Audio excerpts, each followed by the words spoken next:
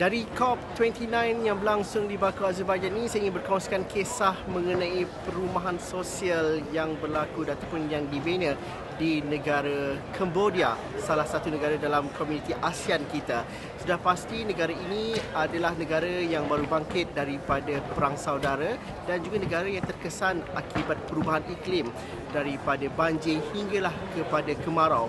Justru kerajaan Kemboja sentiasa mencari solusi bagaimanakah memberikan perlindungan kepada mereka yang berada dalam kelompok rentan ini, terutama mereka yang hilang upaya dan juga hilang mungkin kecacatan yang dialami selepas perang saudara dan juga mereka yang terkesan akibat bencana alam seperti banjir dan juga kemarau. Saya berkesempatan menemui bual Under Secretary of State Ministry of Land Management, Urban Planning and Construction Kemboja, iaitu Tuan Yang Terutama Mao Vibol. Kita dengarkan sikit apakah yang dimaksudkan sebagai perumahan sosial dalam konteks di Kemboja. The Royal Government of Cambodia has been implementing the national program of social housing, which means we provide land and housings to the most vulnerable group of people.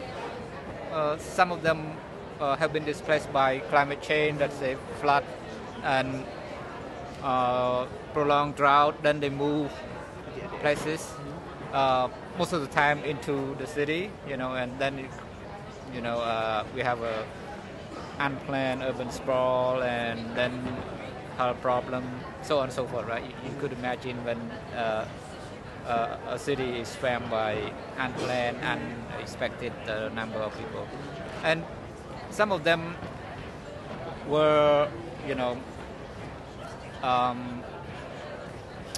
victim of our civil war. They are handicapped or family of handicapped military personnel. Yeah, so we built basic infrastructure and housing. You can understand our traditional housing, from wood, from leaf on top, right? But when the impact from climate change has accelerated, resulting in prolonged drought, prolonged flooding, and more often extreme weather events.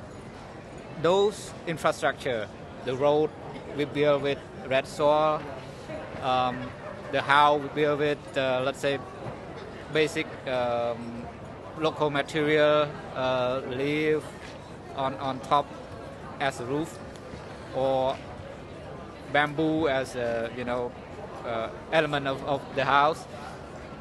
This is not option anymore. So, for example, the red soil road would go away, in about 2 or 3 years. So every 2 or 3 years we need to redo them. So it's kind of a waste of resources and a waste of time. And important of all, it's another trauma for the poor people, right? Because all this event cause traumatic, effect, and they need a lot of time to recover. So we need to find a better solution to upgrade the infrastructure and housing, so that they become more climate resilient. Mungkin kita perlu memahami bagaimanakah modul ataupun cara dan juga contohnya perumahan sosial ini. We have evolution in the design now. Now we start, putting more, let's say, more concrete into road pavement, more concrete into the building and to the house, and with the roof tile, on top, so it more resilient to climate impact. But we need a lot more across the country, and that means more finances, more investment. Is it funding by the government? By the government and some donor, especially the World Bank. But as I said, some of the infrastructure put in place so far may not fit for purpose in in the event of increasing climate change. Dan bagaimana projek perumahan sosial ini juga mendapat kerjasama dan juga kolaborasi daripada pihak lain? Bagaimana kerajaan Kemboja menjalin kerjasama? Adakah ada pihak swasta yang turut terlibat? Ini jawapan beliau. Housing is mainly by the government funding and donor. And even here at COP, I have been talking to various UN agencies to find out whether there is more innovative way to access climate fund, because climate fund, is known for stringent or too complicated requirement, right? So whether there are innovative way that developing country like us can access beyond the conventional mechanism in place. Private sector in that program not very much involved. They involve not really a partner, but as a basically contract based. You do what I ask you to do. You don't need to give us a conceptual framework or any idea. But in the future, I think more profound collaboration or partnership with private sector, where they can have idea of design, and they can play more more role in the process, right? In the form of triple Ps, something like that.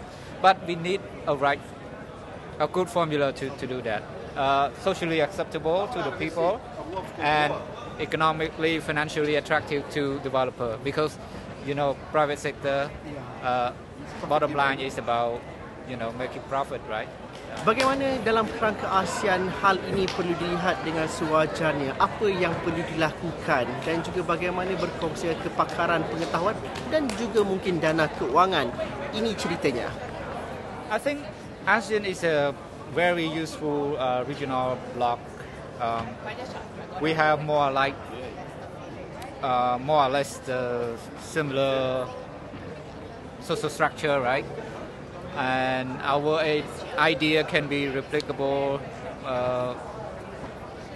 among some of us, if not all, right? So I think it's a good platform to